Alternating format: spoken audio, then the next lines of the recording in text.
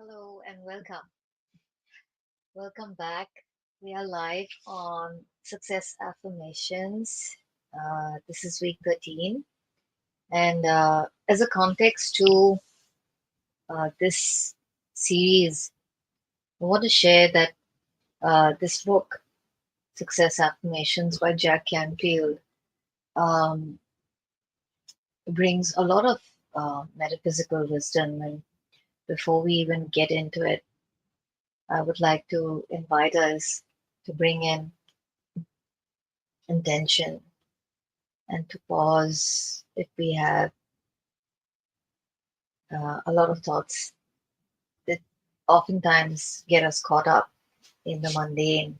And not to say that the things of our daily living are not important, but oftentimes the narratives that are low frequency are things that are easy to get caught up in. And for us to treat this time um, that we are entering into with reverence and with the intention to grow and unfold, um, to be the best versions of ourselves in this now moment. And with us setting these intentions and creating the spaciousness required for uh, revelations and for insight to come through, we welcome this week's theme, which is about taking action. A lot of times it's very easy for us to get caught up in the idea of perfectionism and feeling perfect. But underneath that is the saboteur inside of us that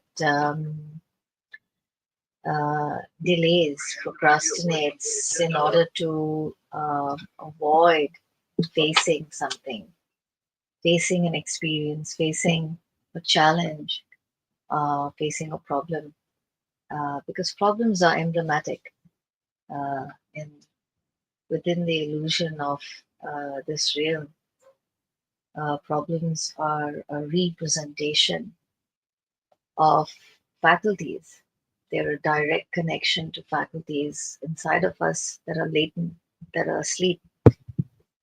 And if we choose to start to view and perceive these problems from the perspective of curiosity instead of running away from it, there's a lot more inside of us that starts to activate and starts to unravel. And so, with the first sub theme, which is precisely what we're talking about, um, even taking baby steps in the direction of an intention. And these aren't really random things, but feeling, intention at a core level each day about who we are deciding to become and what's really, really important, because those are things that are non negotiable with regards to our growth, with regards to what's really, really important at a core level for us. And as we start to move intentionally in that direction, um, you'll have noticed that just like the blossoming of the flower, things become more and more evident. And as a result of it, it's a lot easier to take more action with better confidence. But also, this begins to reflect and magnetize outside because you'll start to notice that there will be people um, who um, start to pay attention. This is something that I've mentioned over here because I think it's a very powerful tenet around this sub theme.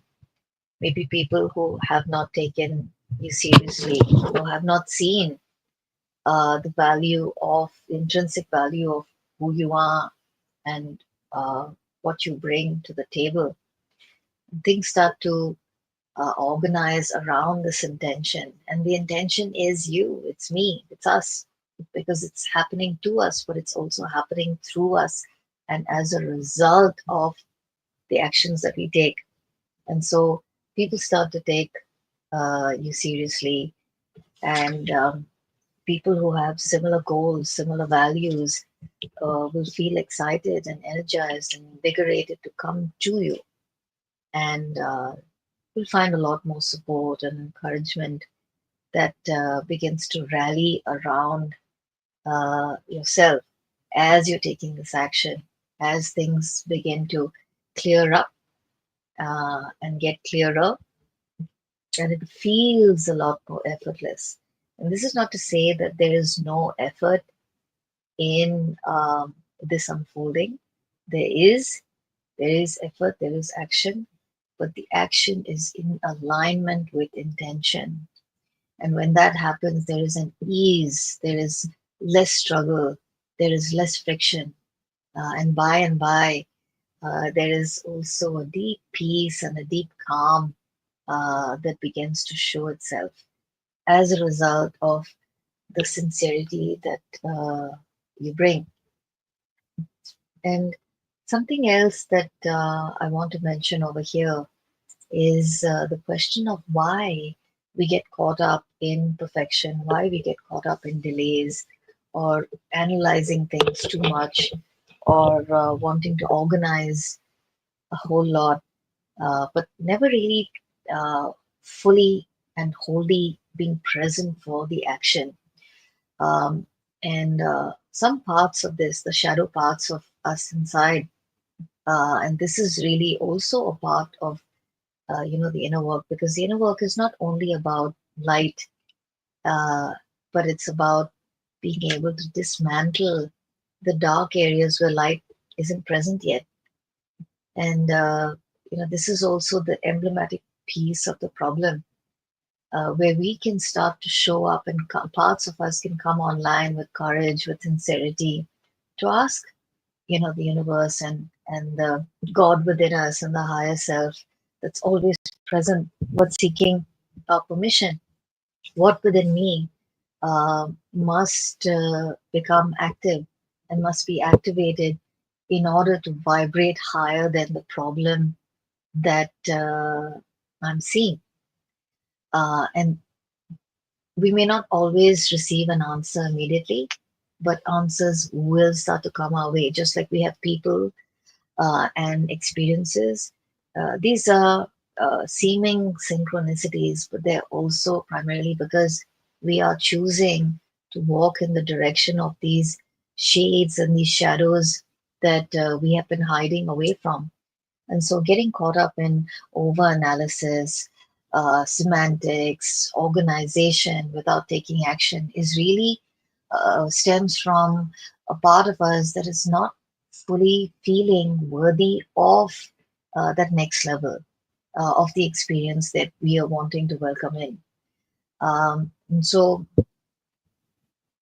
pausing to reflect and ask ourselves these questions, taking the action, um, also practicing non-judgment for parts of us that endeavor to sabotage these higher versions, being non-judgmental, forgiving ourselves in those moments, extending grace, but also taking the action that's necessary, uh, allows us to practice in allows us to be in practice and become practitioners of saying in substance that we are worthy. I am worthy of, the things that I desire. I am creating the space and being the spaciousness required to welcome these experiences by allowing parts of ourselves to come online.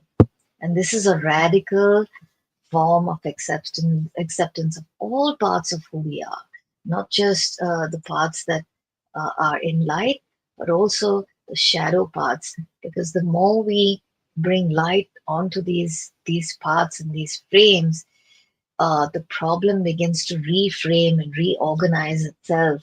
Primarily because now it's no more a problem.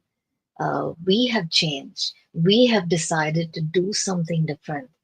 and change the way we see it by being a different version of who we are.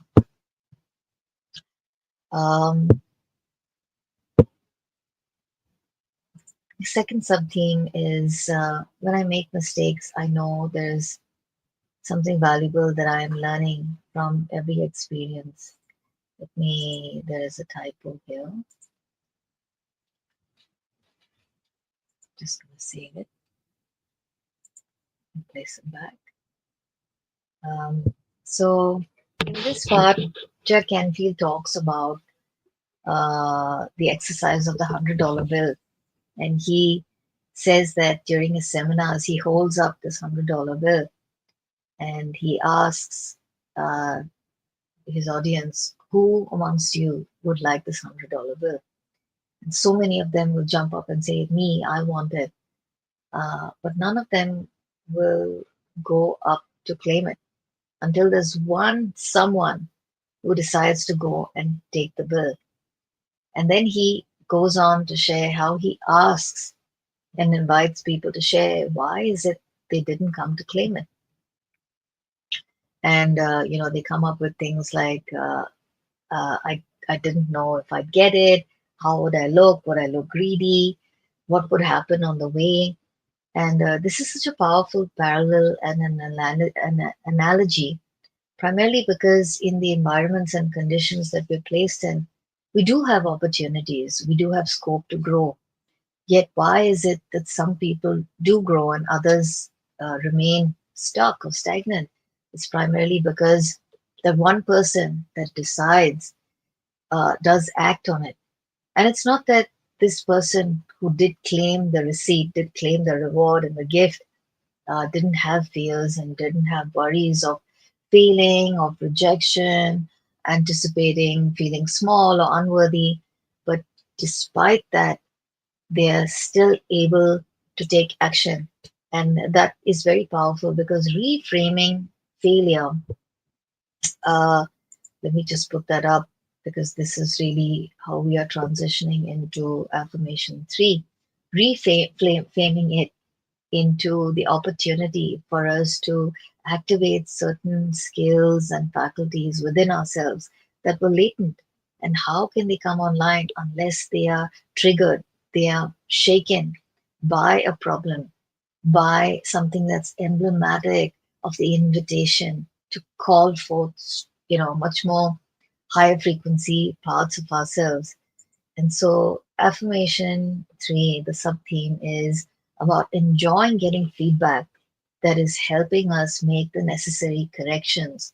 So, it's not that people that have gone ahead haven't gone through these things and don't feel fears, but despite all of that, are they able to break patterns that are toxic? For example, the ones that we mentioned in this episode, which is around over analysis, delays, and other sorts of stories that we tell ourselves. It's not that people that have gone ahead haven't gone through that; they do, but there is a part inside of them that understands and has the inner standing of the value of taking action and why taking action is important. What will it lead to? How will we grow? Who are we becoming? Because a lot of times, the goals that we have may not be the ones that we are really fully aligned. They might be something from our limited paradigm. But as we start to take action, we are evolving. The way we look at our life experiences, and even our goals begins to evolve. And this is a very, very powerful way and approach towards dismantling, unpacking this emblematic problem, towards activating faculties inside of us that are waiting to birth, that are waiting to show itself. Um, and so, as we wind down today's episode, which is week 13 about taking action, we could use this moment and this episode as an invitation for us to uh, use whatever we have, bring it together in order to take those steps forward, understand and reframe how failure is just an opportunity to come online in the most authentic and vulnerable ways. Yes, it's scary because it's raw and it could hurt, but that also is a form of strength, and it's a very authentic form of strength. It's not coming from a 3D reality, but it is coming from source and from spirit. And ultimately, isn't that why we're all here? So make the corrections, and even if feedback comes, whether it's from an experience, from another person, or our own intuition that guides us, this can all be necessary ingredients for us to up level the way we see ourselves, who we are becoming, and really enjoying even the parts that don't seem to be working, because that's really the juice that's allowing the release of these higher frequency faculties. And so, as we wind down um, week 13, I would love to hear back from you with regards to how these this set of affirmations uh, has been enabling you this week, and what's come through. What are the kind of faculties that you have given permission towards embodying and practicing, and what have been the insights that you have observed, and I welcome you and thank you for your time on this journey with me through success affirmations. I wish you a wonderful, wonderful rest of your week. Thank you so much. See you soon.